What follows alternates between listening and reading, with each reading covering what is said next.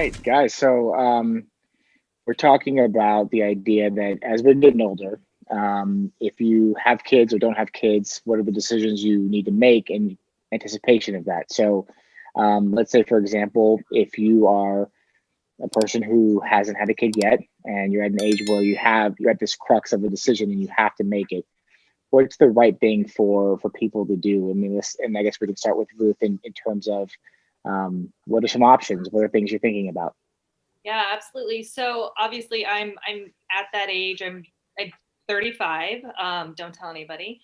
And I'm not in a relationship. I don't have kids, but obviously you think about it and you want that if you have the right partner. And I don't know what to do because obviously freezing eggs there's a huge cost that comes with that. There's also, you have to commit to doing the hormones for a while. You have to commit to paying like a monthly fee to like house those eggs. And then it's just, what if you never use them? Like everything that comes along with that. And is it even worth having kids? Like, do you know for sure that that's what you want? Mm. Yeah. Chisa, Jen, what do you guys think? You go ahead. All right, so I will give a little background of my story. So I was single, sexy, and free for a long time. Amen. And then I met my husband, both, and my now kid. And it was like at that point that I said, like, I want to, start like a family, and everything. And at that, I met my husband when I was 32. And we probably started around when I was 33, 34, trying to have kids and like couldn't. And it's not something that you prepare for. It's not something that you save for. It's not something that you ever expect. Everybody just has kids when they want to have a kid, right? Yeah. And we couldn't. So our journey was basically 3.5 years, 6 miscarriages, wow. 2 failed rounds of IVF. And IVF is expensive. Yes, it is. And for my issue was that my reproductive system was almost 10 years older than I was. And I had no clue, clue. So to make a long story short, I ended up finally getting pregnant with my son naturally out of the blue. And you hear all the stories that happens, and I ended up being one of those. But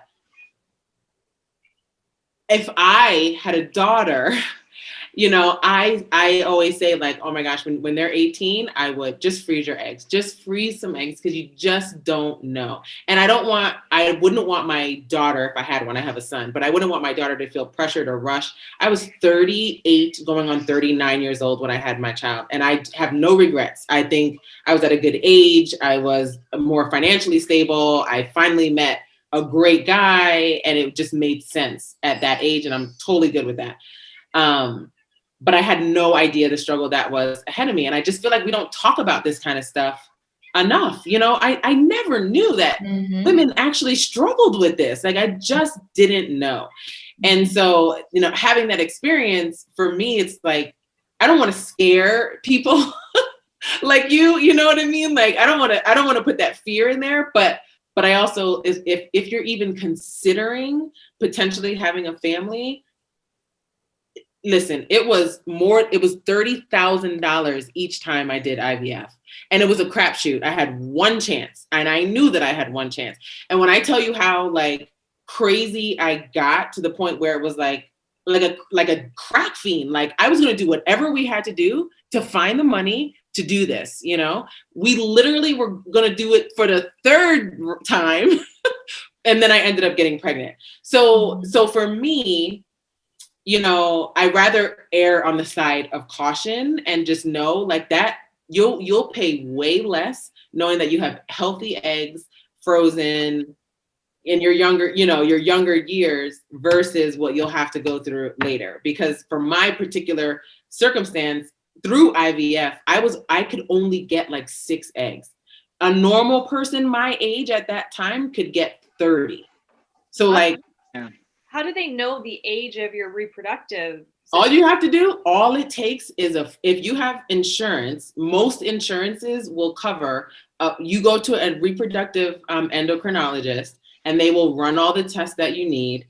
And most insurances cover it. But like, who knew that? Who knew that? Like, if I knew that, I would have done that many years ago, you know? So most will cover it, even if there might be a little bit out of pocket. I promise you it will be less than whatever surprises you might have down the line. So that's my story. A good story. And Jen, you were saying that you worked at a fertility clinic before? I work for 2 reproductive endocrinologists, one in Tucson, Arizona, and one in Las Vegas. And I agree wholeheartedly with every single solitary thing that she has said. There is such a stigma around sex and reproductive health. And I think you just, like she mentioned, you take it for granted that all of your parts are going to work.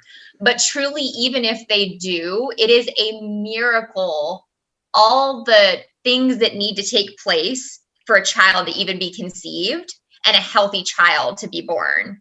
A lot of the blame, is placed on women, but also men can have issues with their sperm. And there's just so many nuances that go into creating a child. It's actually unbelievable. And to speak to what she's saying, so in regards to freezing your eggs, depending on the clinic that you go to, sometimes you can freeze them for up to a year for free. It just depends on the center that you go to. I have a good friend who lives in San Diego. She's a nurse.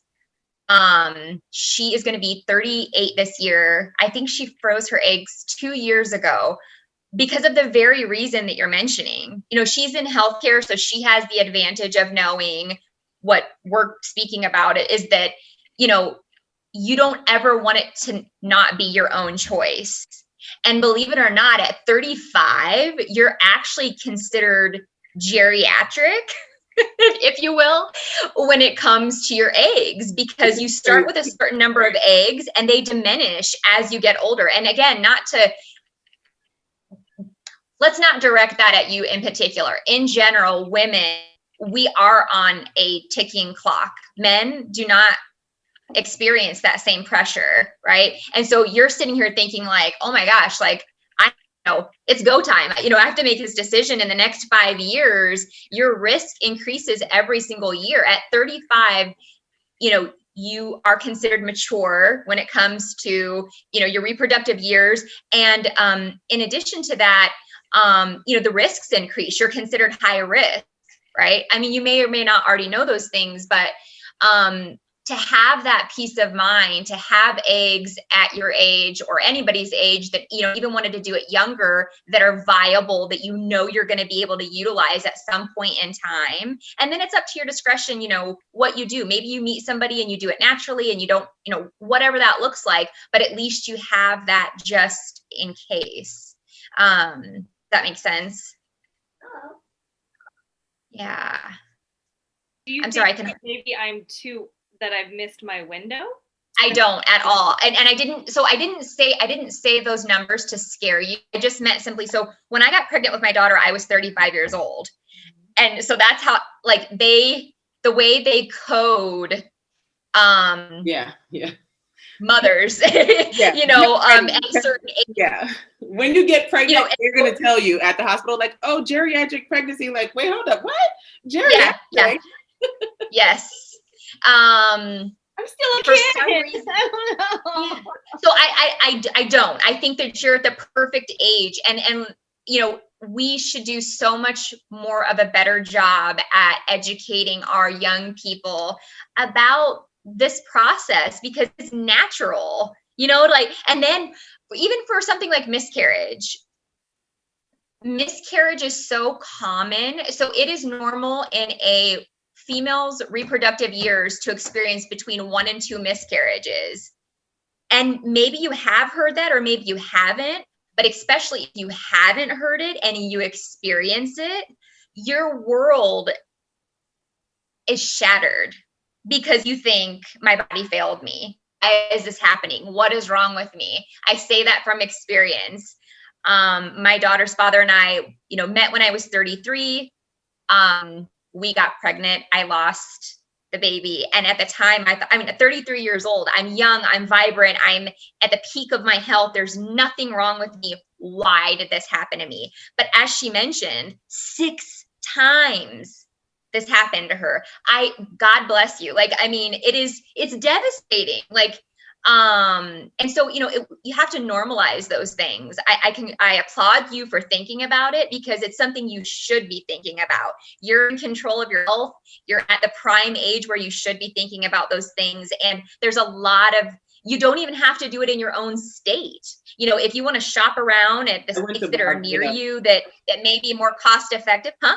I went to Barbados. I did all of my fertility stuff. There you go. Barbados.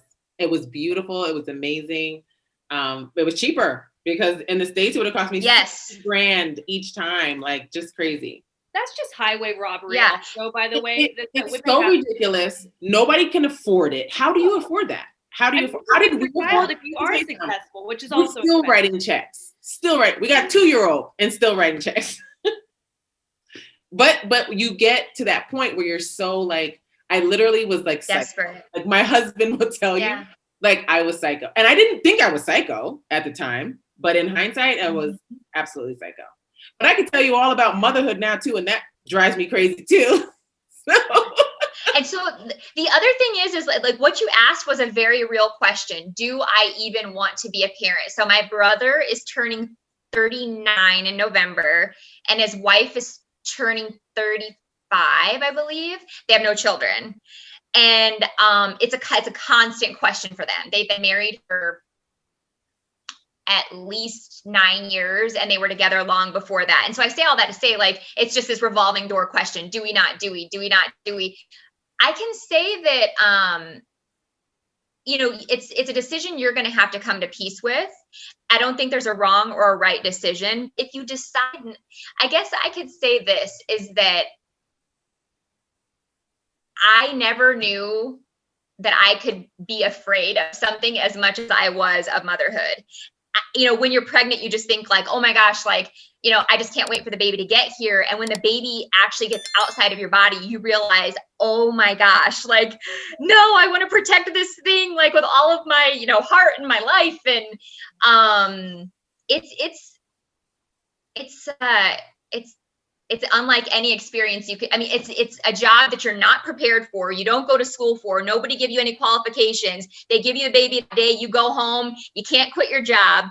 I mean, your job as a parent, you know what I mean? It's like, here you go, take care of this child. Hopefully you don't break it. And you're like, oh, okay. And you just figure it out as you go. You know what I mean? I think you could probably attest to that, is that it's just one of those things. There's just so many things that you just don't know and don't expect, but these are all wonderful questions that you should absolutely be asking yourself. Like, and other mothers, talk to other mothers, and like talk to people totally. Who be real, like, yes. I think I wanted to have kids because I just always felt like it was what I was kind of supposed to do. I knew I was going to struggle because I've always been so like kind of free and just, whatever. And to have been free for 38, almost 39 years, that's a long time, So I would never go back. I would never do anything different. Like sometimes I will complain, and I'm one of those girls that will talk about, oh my gosh, like somebody come please get this kid. But I don't feel like I should have to say I love my child. Like, of course I freaking love him. I wouldn't do anything differently, but it's hard sometimes, I mean, it is. We were supposed to be on a date night, me and my husband, and our babysitter had a sore throat. So we were like, okay, we're going to change this to a family night, And I was disappointed as hell, like super disappointed, but it is what it is. I mean, you got to there's sacrifice, and I'm sure I'll be sacrificed. He's only 2, so I got a whole lot more years of sacrifice, but it was worth it. And even like what Jennifer said in birth, for me, like people will say, oh, it's like the greatest love. It wasn't for me. Like, I wasn't like, oh, I'm like so in love. Like, no, I have something that I need to take. Like, this is a responsibility for me right now. And maybe it was like 6 miscarriages, and I feel cheated from my pregnancy because I was too afraid to get excited. But same. I was the same way. I mean, I really. Yes, I was exactly the same way. I was terrified until the moment she took her first breath. I don't know what I thought was in my belly. I was just like, yeah, me too. I'm not going to believe this is real. And then when she took her first cry, then I was like, okay, it's a real baby. It's a thing. Okay. Yeah. I was terrified. I agree 100% with what you're saying. And the other thing is, I think that you feel so many different things. You're spot on, because especially when you have children later in life, you lose your independence in a way that is indescribable. Yeah. Yes. So if you want to go to Target or whatever it is that you want to do, if you want to take a nap, you don't even realize, but like you said, you lived for so many years of your life where you could do whatever you wanted to do, and you can no longer do whatever you want to do. And it's not that it's a bad thing or a good thing, it's just different. Or like your body changes, like you said, you're 35 years old. Let's just say, I'm just throwing out an arbitrary number here, you're size 2. Okay, well then you gain 40 pounds during your pregnancy, and you're like, I never even knew what 40 looked like, on me. And it took me, I don't know, a year to lose it. Or you develop like bad eating habits. So many things happen. It's just, I just learned last night from one of my girlfriends that had a baby that your abs can be pulled apart during. Yeah. Your body has changed. Like, even if you lose the weight, your body has changed. Totally. And that's a hard And this is worth it. Yeah. Is it worth it, you said? Yeah. It's so hard to, it's such a complicated answer. I will tell you this. I will say this. I applaud single mothers by choice. So people that know that they want to take on that journey alone. And I'll tell you this right now. And this is such an overlooked question, but whoever it is you decide to partner with, if there is any fracture in your relationship, trust and believe that having a child will magnify it a million times over. You need to make sure, like, you guys know how you want to discipline the child, how, what kind of school do you want the child to go to? Do you want them to go to private or public, or do you want them to have religious beliefs? There's just so many things. Are you a yeller? Is your partner a yeller? Do you want to spank them? Like I said, discipline, but I mean, so many things go into it. So I think that those are just as impactful as saying if it's worth it or not. It just depends on, I don't know. It depends on what you want in life. Does that make sense? Yeah, I think it's a great conversation to have. And I think, maybe what will be helpful for people like Ruth or someone who might be listening who's like her is that as mothers, what would have been helpful? Like, if there's a cheat code or a thing you could have done or had help with or waved the magic wand, what would you want? Like, what would help? I think for me, it would have been, my first few gynecologist appointments when I was 12 or however old I was. Yes. Like, because I didn't find out until I was 36 years old that, my period being 2 days was a sign. I mean, like, why didn't anybody tell me this? There's so many things that I have learned along the way that were signs from the time I was in high school and even before that we just don't talk about. I think as women, we just don't talk about. And for me, my whole journey, I ended up coming out of, I call it my infertility closet on Facebook. And that was the first time that, first of all, I felt completely alone. When I was going through all these miscarriages, IVF, I didn't know like who I could really talk to. And even my friends that I talked to didn't really understand because they weren't going through it. When I put that post out on Facebook, like, men were hitting me up, women were hitting me up, like, I know exactly how you feel. And it was like, are you kidding me? Like, how can so many of us have this shared experience, men as well? And we never talk about it. Like, we don't talk about it. And there's no reason why we should be in our 30s and finally talk about it. Because let me tell you something, you look at the statistics, most women aren't having children until they are after 30 years old. So why is this not a bigger conversation that we're having, to prepare, young women? I think that there's also this pressure for women to feel like they have to be moms, which, you don't have to be, if it's not your thing, it's not your thing. So I just think, to me, we need to talk about it. We should bring it to light more. Because even this conversation, for someone listening, maybe they're, 20 and they're like, oh, maybe this is something that I should, look into. I mean, to make an appointment with an infertility specialist is like a phone call, just like any other doctor's appointment. Yes. You make, I mean, it's that simple. Great point. Yeah. Jen?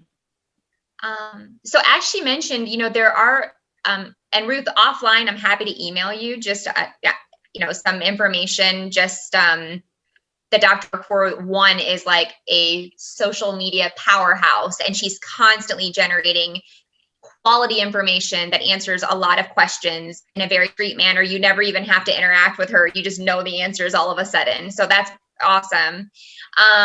With COVID telehealth, you can do it from the privacy of your own home.